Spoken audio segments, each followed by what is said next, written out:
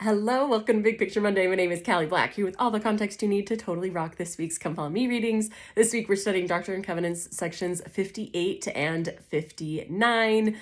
Two little sections that were really meant to uplift and clarify some things to the saints because there were a lot of mixed emotions at this time. So let's dive into the context so that you can see why these sections were needed. I personally love both of these sections so much. I'm going to talk a lot more this week here on Instagram about some of these scriptures that have quite literally changed my life, and I love it. So let's dive in.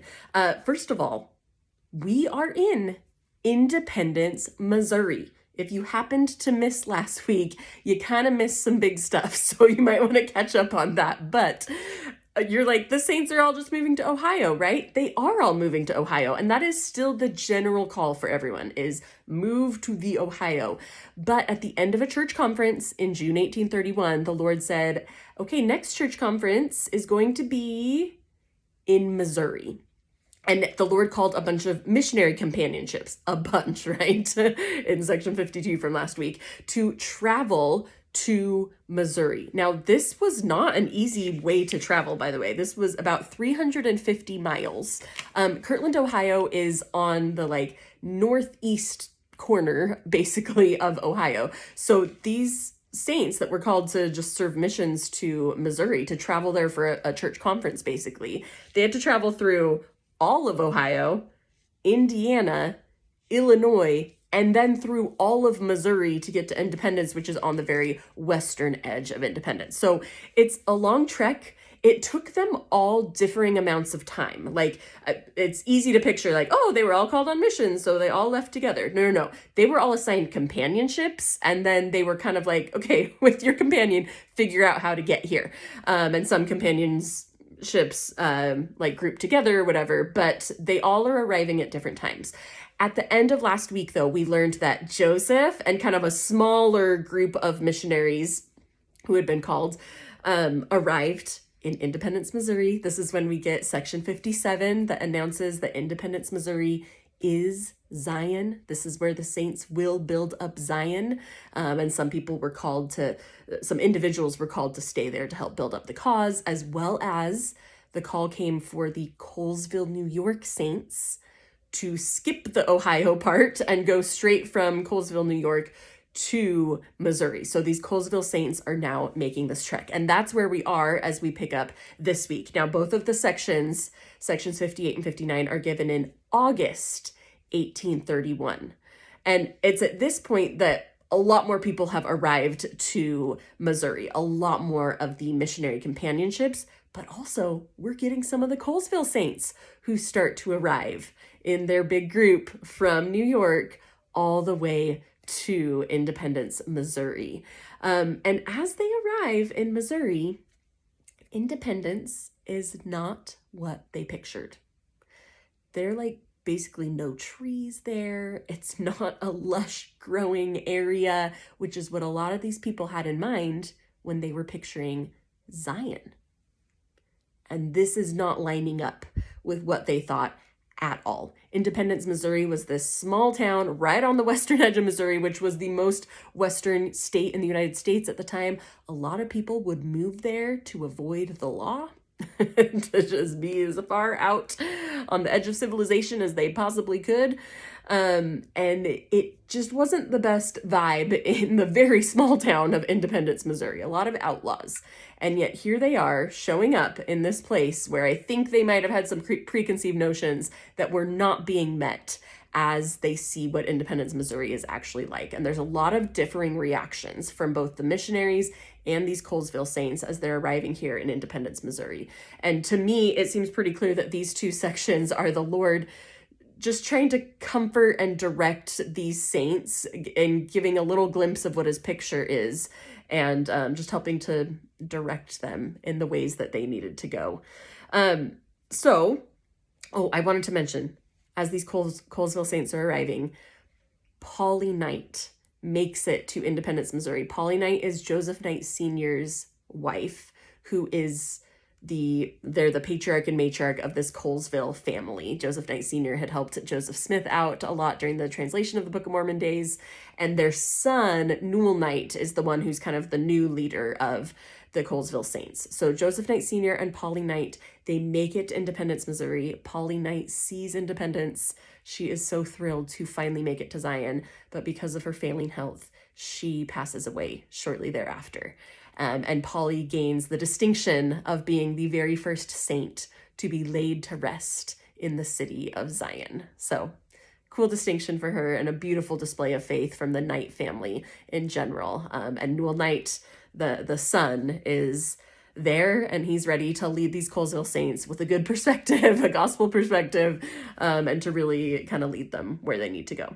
Okay, so we're at the beginning of August 1831. A lot more saints in Independence, and now Joseph receives 2 revelations. So let's start with section 58. This revelation warns the saints that this is not going to be an easy build. Building up Zion here will take a lot of tribulation, and it won't come until after a lot of tribulation, which I think is kind of interesting from our perspective a couple hundred years later as well. Zion is not going to be built until after a lot of tribulation, but they are still encouraged to do many good things of their own free will and bring to pass much righteousness as they do start this process to establish the land of Zion. The Lord calls through Joseph specific people to do specific jobs, especially the direction to dedicate land for a future temple that will be built in Independence. And actually, right after this revelation was given, Joseph went and dedicated this land. That part is not included in the Doctrine and Covenants, but he did dedicate land for a future temple. And then section 59 was given. And this revelation, really, the summary of it is the Lord is saying, commandments are a blessing. And let me show you what I mean by that. At the time, Independence is a rough place. And there was, according to reports that we have then, like no observance of the Sabbath day. And where a lot of these saints were coming from, of course, not everyone was of their specific faith, but the Sabbath day was generally observed. A lot of places were closed. Everyone was going to their various churches. And now here they are, and the bars and saloons are still open on Sundays. Like, there was no Sabbath observance. And so the Lord wants to give very clear direction that the Sabbath is a gift given to man. It is a blessing for us to keep the Sabbath day holy. And he's trying to show that to these saints, that as they keep the Sabbath day, they will find the blessings, even if that's not being generally observed in their local area at this time. The Lord also encourages these saints to have hearts filled with gratitude, and that the things from the earth are for the benefit and the use of man. Okay, that's it. It's just these 2 sections, but like I said, they are packed doctrinally. So good. I can't wait to dive into them, and I can't wait to hear what's standing out to you as you dive into them as well. There's going to be some very famous scriptures that you're used to, so I bet you have experiences with those, but also pay attention to the other little nuances and things that stand out to you as you study this week. I think sometimes the Spirit can surprise us with where we receive our personal revelation from. So dive into these 2 sections. We're still in Independence, Missouri. And in future weeks, we'll start heading back to Ohio because not everyone is staying in Missouri. Most people are returning back to Ohio at this point. All right, I think my personal focus question for this week, well, there's many. I love the command that we are asked to do many good things of our own free will and bring to pass much righteousness.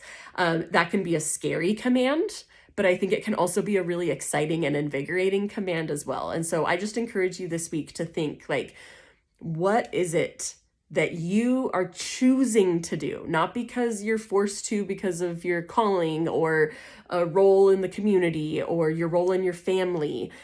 And maybe it is within those roles where you're choosing to do things, but there's just such power in us using our agency to decide to solve the problems that we see, or to decide to point people more to Christ, or decide to just do things because we feel like that's something that we can do.